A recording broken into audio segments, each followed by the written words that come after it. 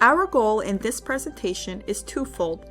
First, to illustrate the experimental protocol design process and the use of MazeSuite, and second, to demonstrate the setup and deployment of the fNIR brain activity monitoring system.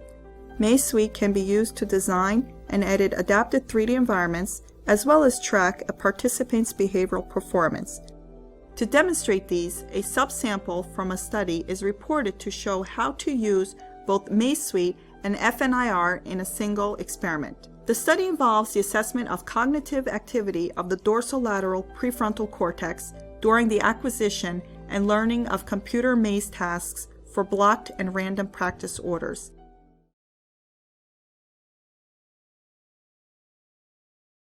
fNIR is an optical brain monitoring technique that uses near-infrared light to track changes in hemodynamic responses within the cortex.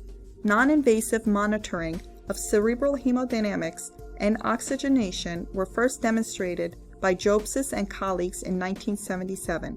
This technology allows the design of portable, safe, affordable, non-invasive, and minimally intrusive monitoring systems that can be used to measure brain activity in natural environments, ambulatory, and field conditions.